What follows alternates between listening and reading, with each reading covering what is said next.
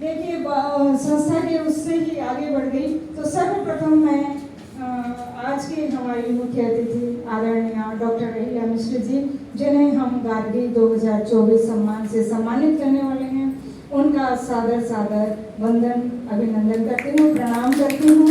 और उन्हीं के आशीर्वाद से मैं जो है आज जो कुछ भी हूँ, जो मैंने कल एक 2 मिनट का वीडियो आदरणीय राजन्ना जी ने मुझे कहा कि आप वीडियो बना करके भेजिए, तो मैंने जो वीडियो बनाया था तो मैंने उसमें भी यही कहा था कि उस समय की जो गार्गी थी, जिसने याज्ञवल्क्य ऋषि से शास्त्रार्थ करने की हिम्मत की थी और राजा जनक के दरबार में खुली चुनौती दी थी। जब याज्ञवल्क्य जी ने कहा कि 500 गायें जो वो दान में दे रहे थे, कोई और ले जाने वाला नहीं है, शिष्यों अपने आश्रम में ले चलो, तब गार्गी ने खड़े होकर के उन्हें चुनौती दी थी कि जब बात शास्त्रार्थ की है तो आप पहले, अगर राजा जी की आज्ञा हो तो पहले मैं उनसे शास्त्रार्थ करना चाहूंगी।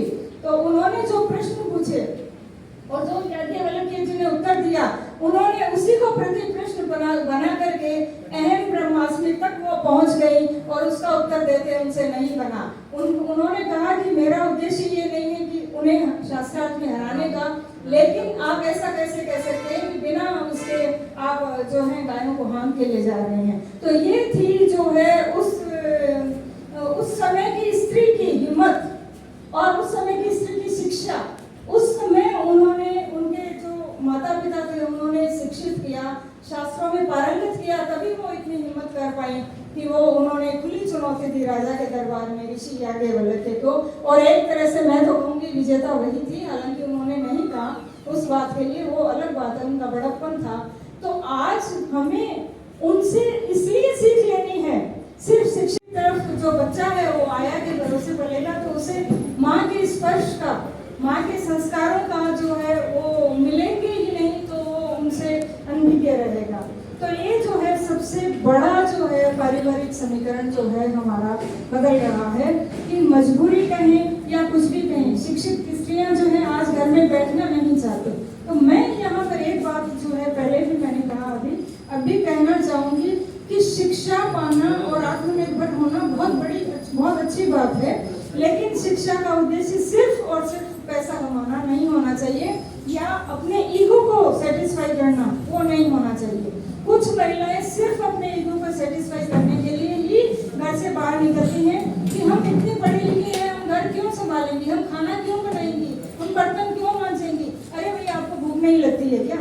मुझे ये बताइए, आप उसके हाथ से बना खाना खाएंगे किसी भी अपनी मेड के हाथ से, तो क्या उसमें वो स्वाद होगा जो आपकी दादी नानी, आपकी मम्मी या आपके खुद के हाथ में बने हुए खाने में होगा? ये बताइए मुझे। और आज जो ये शारीरिक श्रम के प्रति जो हीन भावना बढ़ रही है, ये बिल्कुल गलत है और हम बिल्कुल गलत दिशा में जा रहे हैं। हमारी जो युवा पीढ़ी है, ये जो कहती है ना कि हम 1.5-2 लाख रुपए महीने का कमा रहे हैं, हम काम क्यों करेंगे? आगे जाकर ससुराल में हम काम क्यों करेंगे? हम क्या नौकरानी हैं? तो क्या घर में काम करने वाले हम अपना घर संभालते हैं, वो नौकरानी होती है? कभी नहीं। ये जो सोच हमारी है, ये हमें बहुत गलत दिशा में ले जा रही है और इसी वजह से आज जो है परिवार टूट रहे हैं। बहुत जगह मैंने देखा है कि तलाक इसी वजह से हो रहे हैं कि भाई सिर्फ इस बात की वजह से कि भाई हम कोई सास ससुर की सेवा करने के लिए थोड़ी हैं, भाई हमने भी किया है, हम भी पढ़े लिखे हैं। आज दीदी इस बात की सबसे बड़ी साक्षी है मेरे सामने। तो हम सभी जानते हैं कि आज हम जिस संक्रमण काल से गुजर रहे हैं, उसमें पहले हम कहते थे जमाना बदल गया, हमारे दादी जी नानी जी कहते थे जमाना बदल गया, उनके हिसाब से जमाना बदलता था 100 साल में, और उसके बाद धीरे धीरे आकर के समझ लीजिए 50 साल की बात हुई। और अब हम कहें कि हर दिन और हर पल जमाना बदल रहा है, तो गलत नहीं होगा। इतनी तेजी से हम जो है विकास की ओर अग्रसर हो रहे हैं और इतनी तेजी से हमारी सभ्यता और संस्कृति दोनों बदल रहे हैं। तो उसी के साथ परिवार जुड़ा हुआ है, तो परिवारों में भी जो है समीकरण बदल रहे हैं। तो सर्वप्रथम मैं आती हूँ परिवार पर।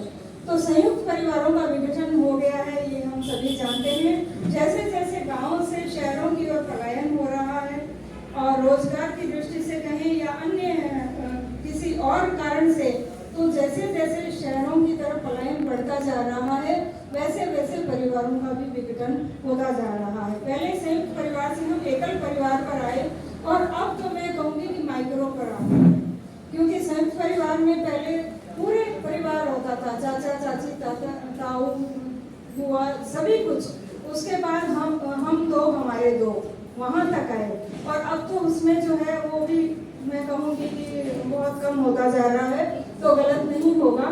तो सबसे पहले मैं ये कहूँगी कि आज जो है जमाना बदल गया है और जैसा अभी रोशनी जी ने कहा कि एक व्यक्ति की कमाई से परिवार नहीं चल रहा है, महंगाई इतनी बढ़ गई है, तो पति पत्नी दोनों अगर कामकाजी हैं और दोनों ही बाहर जाते हैं तो सबसे बड़ी समस्या कहाँ आती है? बच्चों के पालन पोषण। तो आज जो है सबसे बड़ी समस्या यही है कि बच्चे आया के भरोसे पल रहे हैं, और जब बच्चे आया के भरोसे पलेंगे तो उनमें नए माता पिता के प्रति वो स्नेह भाव जागेगा और आज जो बदल रहा है वो ये कि शिक्षा ग्रहण करके हमें तो नौकरी करनी ही करनी है। नहीं, मेरा उद्देश्य वो नहीं है। शिक्षा हमें बहुत कुछ सिखाती है, आत्मनिर्भर बनाती है, शिक्षा स्वावलंबी बनाती है। हमारा उद्देश्य स्वावलंबी बनना होना चाहिए, न कि स्वच्छंद बनना। ये मेरा मानना है। तो हमें उस गार्गी को वापस आज के जमाने में लाना है जो संस्कारवान थी। जीतते हुए भी उन्होंने ये कहा कि नहीं, मैं ऋषि याज्ञवल्क्य को हराना नहीं चाहती, मेरा उद्देश्य ये नहीं है। तो वो चीज होनी चाहिए। हमें शक्ति, जैसा दीदी ने कहा, शक्ति है, क्षमता है, हमें उसे पहचानना है और जहाँ हमें चैलेंज मिलता है, चुनौती मिलती है, उसको स्वीकार करना है और हमें सिद्ध करना है कि हाँ, हम ये कर सकते हैं। तो इस दृष्टि से जो है इस कार्यक्रम का आयोजन, इसकी रूपरेखा और मैंने और सुहास जी ने लगभग 2-2.5 महीने पहले ही बना ली थी और उसी समय यहाँ इस स्थान का चयन भी इसीलिए किया गया कि इस स्थान के द्वारा जो है महिलाओं को और विशेषकर उद्यमियों को इतनी सुविधा प्रदान की जाती है। यहाँ का स्थान उपलब्ध निःशुल्क कराया जाता है। मैं आप सबके सामने ये बात जो है क्लियर करना चाहती हूँ कि निःशुल्क ये स्थान उपलब्ध कराया जाता है। पूरी व्यवस्थाएं, उसमें इतना सहयोग रहता है यहाँ की पूरी टीम का, तो उसके लिए मैं सबसे पहले उनका स्वागत और अभिनंदन करना चाहूँगी।